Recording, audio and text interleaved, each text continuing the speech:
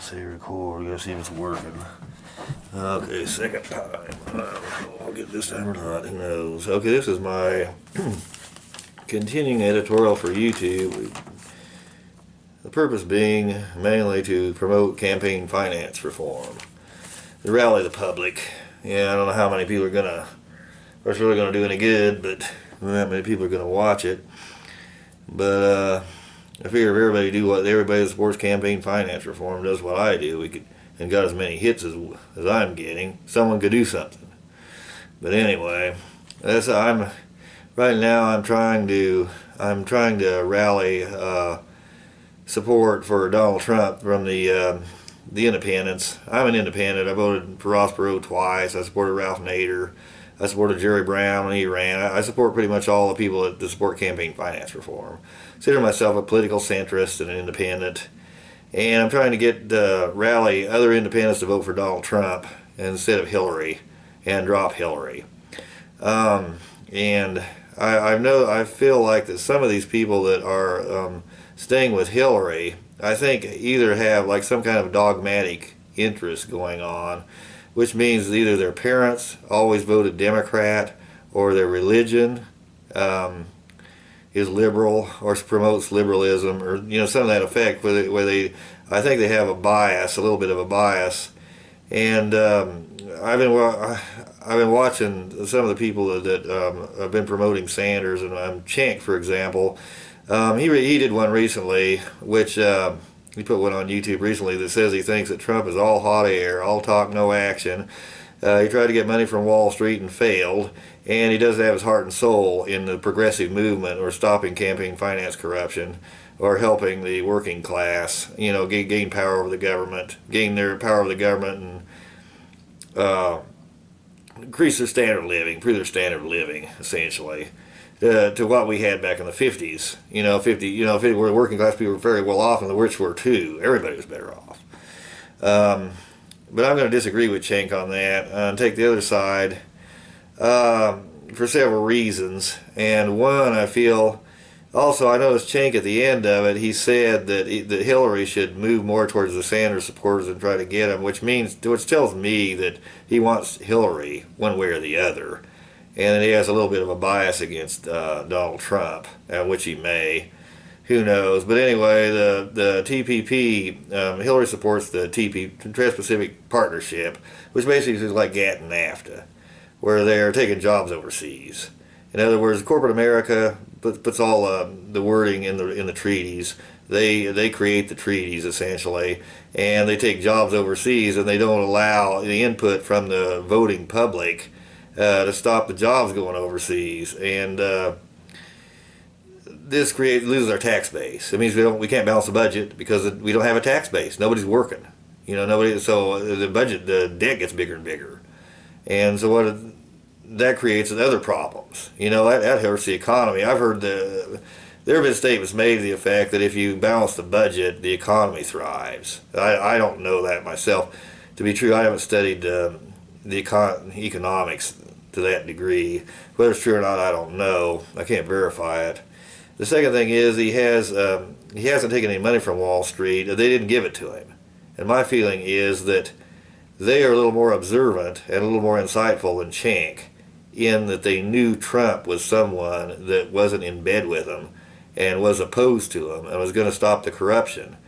And they didn't trust him. What does that tell you? If he's opposed, if Wall Street doesn't like him, he's probably the right person to vote for. Because Wall Street is the 1% and we are the 99%. So if he's adversarial to Wall Street, where does that put him? It doesn't put him in bed of the 1% exactly, and it doesn't take a rocket scientist or Albert Einstein to figure that out. So why anybody's stupid enough to vote for Hillary and someone that's in bed with the 1%, and has come out several times and made statements to that effect, and has talked towards Bernie Sanders members like, I don't need you, I'm winning. Why in the world would they vote for? It doesn't make any sense. And Trump's the one to vote for. The next thing, he doesn't give speeches to Goldman Sachs. Trump's never done that. He said that Chief Justice Roberts was a nightmare, or something to that effect, and that Chief Justice Roberts was a corporate lawyer that W. Bush put in to protect big oil. In other words, he has a strong bias. He's a corporate lawyer, and it's all he's ever been as a corporate lawyer. He has a strong bias, and he was put in there to fight for corporate America and to protect Bush's oil business, in my opinion. And so at least Trump's got his eye on that. He knows that the Chief Justice Roberts is a problem. Well, Hillary is basically a corporate lawyer herself. She acts just like a corporate lawyer. Every policy she's ever come up with, like when she makes a statement that Sanders' numbers don't make it, what she really means is corporate America doesn't want to spend it. You know, I mean, everything she said is just of, by, and for corporate America. I'll talk about that later, though, in my anti-Hillary speech, which I haven't done yet. Trump made a statement that he would tax a carrier when they go to Mexico, before going to Mexico. Steep tax on, which means he doesn't support them going to Mexico and taking jobs to Mexico. So Hillary supports it, apparently. She supports the Trans-Pacific Partnership. That right there. So right there's a good reason not to vote for her and to vote for Trump. Trump sees ABC as the enemy. He called the reporter sleaze. Well, here's what that reporter did, and Trump never brought it out very well. What that reporter was doing was basically what I call a crooked, deceptive lawyer tactic, where they'll take something that someone does, and they were talking about how much he donated. Well, why are they doing that, and then his numbers being off? Because that's fairly a superficial problem.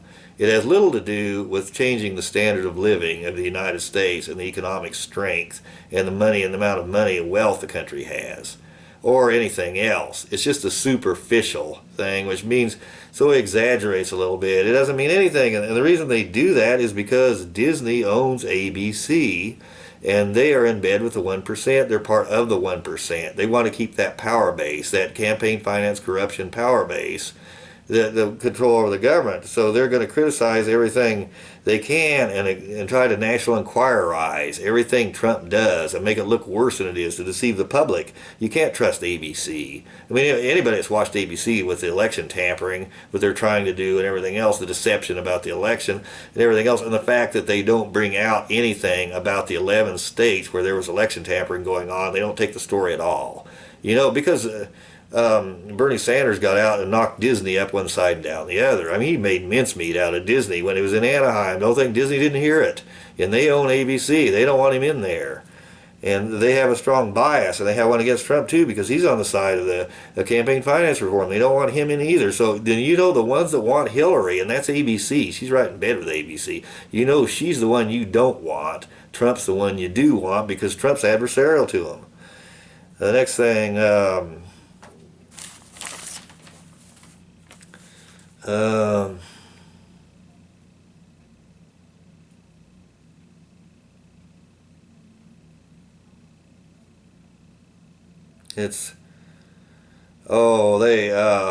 you gotta watch these negative campaign ads, you know, and when the ABC does this and they exaggerate things, they blow things way out of proportion, like the National Enquirer. It's like a fear thing. It's like fear mongering. You know, it's just like they're stepping on something that, hey, we can scare everybody. You know, the lawyers do that when they're fighting cases. They try to deceive the jury to get so the bad guy doesn't win, or so the bad guy, you know, goes home. Whatever, you know, that's their job if they're a defense attorney like F. Lee Bailey. But it's deceptive, and when it's an election, you've got to watch out, because this is what they did. Ross Perot, they did the same thing to Ross Perot. What happens when you have three candidates? And I'll talk about this later. I'll talk about Jill Stein, but it has to do with sovereignty. You know, it's like when you're buying a used car. If you can go across the street and get that same car, you're going to have more bargaining power than the used car dealer. He's more apt to come down to your price. But if he knows there's only one, and this is a collector's item, and he's the only one that has it, he knows you're not going to go across the street and get it. He knows you're going to be back, so he's not going to come down. So where's the bargaining power? It's all on the other side. Well, it's the same thing when you have three candidates. That puts more power, that puts more bargaining power inside of the public. And that's what happened with Sanders. The Sanders campaign has done that. It's given the public more sovereignty, because the other two have to move over to Sanders with his movement. So that puts the bargaining power back on the side of the public. That puts the sovereignty back on the side of the public. Ross Perot was the same thing. and they did not like, and the people who don't want him in are not dumb. And they made a campaign that said Ross Perot was paranoid, because it's like, even if he doesn't win, the other side has to take his arguments to get voters. But so they said he was paranoid. One, you wouldn't vote for him, and secondly, if you wouldn't believe anything he said, and that'd take your sovereignty and put it back on the side of the corporate America. And because you wouldn't believe anything he said, so you wouldn't, about the corruption in the government and everything else, so that way there wouldn't be any voters supporting him, and that puts the sovereignty back on the side of the corporate America. And people fell for it, hook, line, and sinker. I just heard person after person, oh, Ross Perot, he's crazy, he's insane, he's paranoid. That's what they wanted you to believe. And they fell for it, hook, line, and sinker.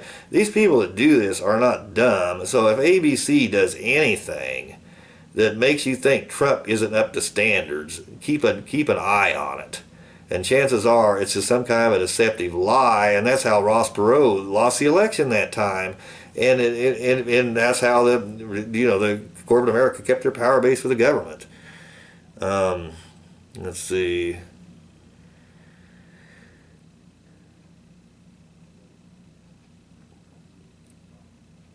He made the statement that it's a rigged economy.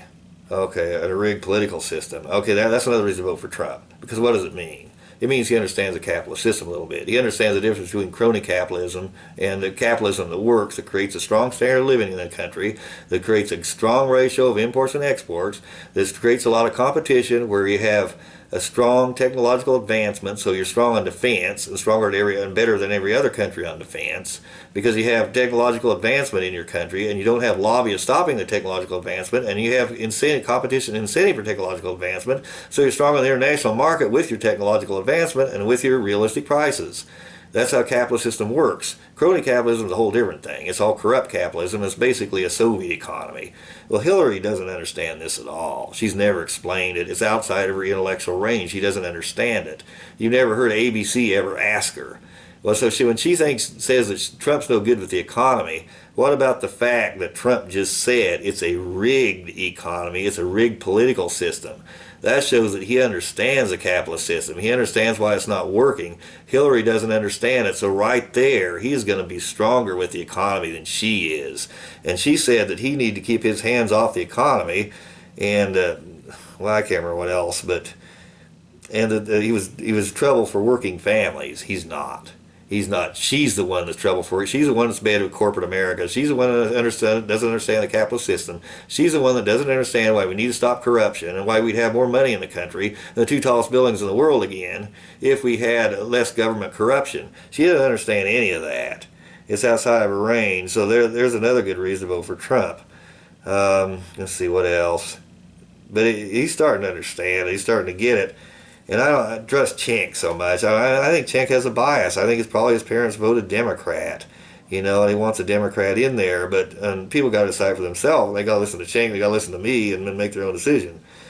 Also, the fact I trust Trump. And the reason is because a long time ago he was going to run for president. Said he was going to run as an independent.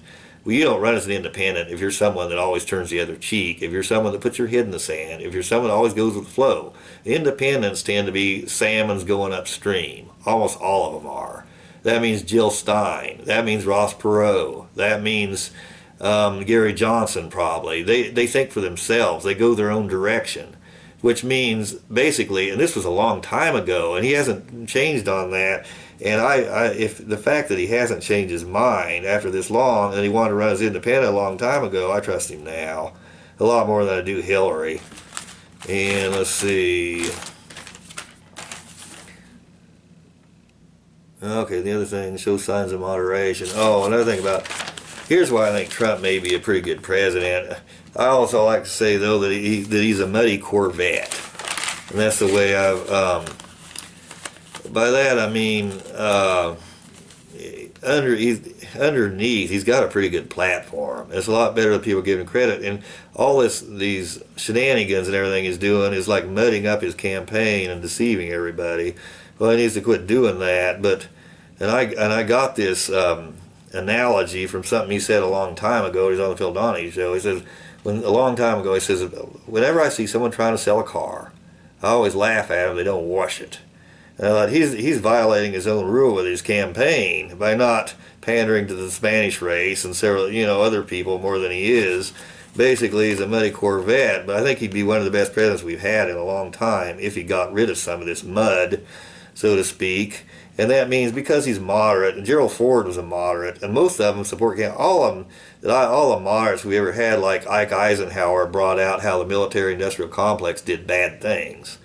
I mean, the moderates, and which all we had was moderate Republicans back. Richard Nixon, one of the best presidents we ever had, he was more moderate. And so what we need right now is a moderate. We need someone that's going to stop the polarization. I mean, the polarization has to do with the campaign finance corruption that sucks everything to the periphery. Well, the voters out of the equation, like I said before. But if you have a moderate president, that helps. It also helps stop polarization, too. And the moderates tend to be more objective and tend to get in and fix things. And if you look in the past, they have. And Gerald Ford was that way. Supported campaign finance reform before he died. And Jimmy Carter, same thing. He was a moderate Democrat. And we haven't had moderates for a long time. And I think he'd be one of the best presidents we've had in a long time if you get rid of all his shenanigans and everything else he's doing. Okay, and the other thing, two signs of moderation. Oh, the other thing about the debt. They're arguing that Trump and Hillary are arguing. Hillary said he's no good for working people. He will hurt working families. Trump shouldn't have hands on our economy. Well, actually, I just proved how Trump is, 50 times better than Hillary. Hillary doesn't even understand the capitalist system. So she doesn't understand it, and that's what Trump needs to tell Disney or ABC, the same thing. That Hillary doesn't know crap. And she doesn't know anything. And she doesn't understand the economic system at all that I can see. And anyway, Trump would be better at stopping the nation's debt. Well, the first thing than Hillary, and an obvious thing, is that he is against the Trans-Pacific Partnership, which sends jobs overseas. What is it? That's a tax base. You know what taxes go to? They help the debt. If you put a trade deal that's of, by, and for corporate America, that's written by corporate America, that sends jobs overseas, and this one is even more corrupt than the first two, what happens? All your debt gets bigger because no one's paying taxes. I mean, that's just stupid. And how in the world, and why Trump should have brought this out too. I don't know why he didn't. The other thing, let's see how Trump will help the debt. Doesn't take Wall Street money, for one thing. Unnecessary wars. That's the first thing. Hillary supported the Iraq War, which an unnecessary war takes a big hunk out of the taxpayer money, and that's why you have such a big debt. That war over there, which was unnecessary. A war is a tool. A war is supposed to do something. It's like the Vietnam War did absolutely nothing. The Iraq War did except create a big mess, which it did was a damnable W. Went over there, started a war. And there was an unnecessary war, and so you create a big debt that way, and she supported it. So that's how she's going to make the debt worse. Stop corporate welfare. That's another thing. If Trump is opposed to lobbying and the campaign money, he's more apt to stop and try to get the corporate welfare stopped. Okay, now corporate welfare, what that is, that's where a lot of the debt is getting bigger. Because you can't stop it because corporations control the government with campaign money. So they're going to stop the corporate welfare. So unless you stop the corruption, you can't stop corporate welfare. That's why our debt's so big. That's a lot of it. Well, a good example of corporate welfare, where you see it, is like Seattle. And this Ralph Nader brought this out. They had a big traffic jam. I mean, I was in the middle of Seattle, or the north end of it, and it took me almost to 3 in the afternoon. I got up about 8 o'clock in the morning and left. It took me till 3 in the afternoon to get to the edge of Seattle because of a big traffic jam. You think, well, why didn't the city deal with this traffic problem? Look at Chicago. I went all the way through Chicago at 8 o'clock in the morning. There was only one little traffic jam. It lasted about 30 seconds. And so why? Because they had the L train. Well, why don't they put a monorail in Seattle? Fix it. They've had that traffic problem. It's probably straightened out now. I don't know. But they had the traffic for 5 years before I was there. Well, Ralph Nader brought out what's happening. The asphalt paving lobby they want to do the paving and pave highways, which may create more highways. Well, that doesn't stop the traffic problem, but they lobby the government, and since they have all the rights over the government, the people don't have any, they get their way. So you can't get a monorail through. Well, I mean, that's But stopping this kind of thing where you spend a lot of taxpayer money on insufficient stuff like Nader's always talking about, that debt makes the debt bigger. So Hillary's not going to do anything about that, and Trump's more apt to. Trump's more apt to. Okay, the next thing, and jobs going overseas, I already said that, more apt to tax the rich more. If he's not in bed with the lobbyists, he's going to tax the rich. Hillary's right in bed with the corruption. She's a corporatist. She gave, a speech to Goldman Sachs. She's right in bed with corporate America. Hillary's basically, she's like ass kiss. She's riding the ass kiss wave, where it's like a professor and they're over the administrative building all day long, and they're not a very good professor, but they're over kissing ass, more time than they're spending in their class. And they win. They get their way that way. They keep their job. The same thing with Hillary. She's just in bed with the corruption. She's over there kissing ass. She's taking their campaign money. She's giving speeches. And she's riding her way all the way to the top. And the ass kiss wave, and it's winning. And she's doing exactly as, hey, I'm winning. And it's working. And people are so stupid they can't figure that out. But anyway, she's riding the ass kiss wave. And she's not going to tax the rich when you're riding the ass kiss wave. You know that. And she wants their campaign money next time, to win again the next time. And ratio of imports and exports, let's see. Oh, Trump's more apt to, if he stops the lobbying, to create technological advancement in the country with more competition and dealing with the AMA and their corruption and stuff. So if you have more imports and exports, you have more money and you have thus more taxes. People paying taxes. So Trump will be better there at balancing the budget if he does it. I mean, and he seems to be sincere in it, and I trust him. Trade balance with foreign lobbyists. Another thing, Trump. The reason you can't get a trade balance with China is because they give campaign money indirectly to stop, tariffs on trade, stuff like that. The foreign lobbyists do it. I mean, the Saudis were stopping fracking in this country by giving money to environmentalists because they don't want competition with the oil business. They want to keep that, the biggest building in the world, the United Arab Emirates. They were trying to stop the fracking here because they don't want competition.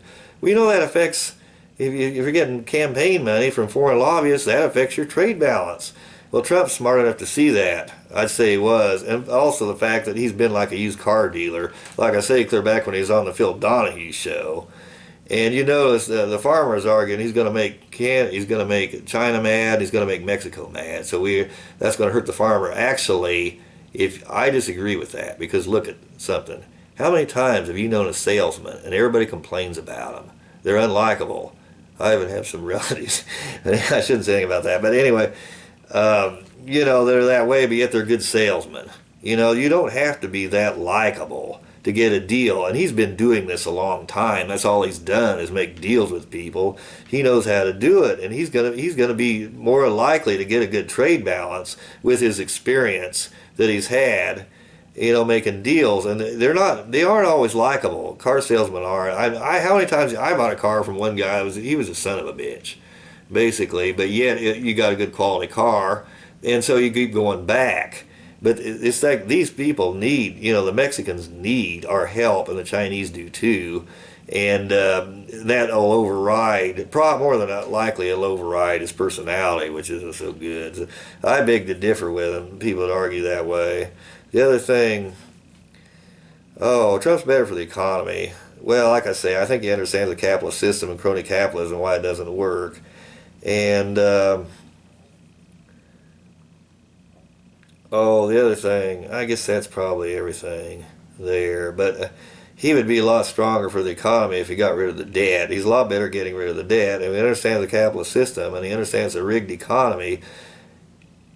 Like my argument is that the capitalist system doesn't work. It's a damper on it, the corruption, which I made a point in several of my other speeches. And if Trump sees that will probably improve the economy more than anything Hillary's going to do if she's riding bed corruption and if she's riding, the ass kiss wave like she's doing. And anyway, that's pretty much all, my points on why I think that independents should turn to Trump and not support Hillary, or also Jill Stein. But I'll do one on her later. Guess that's it. Thanks.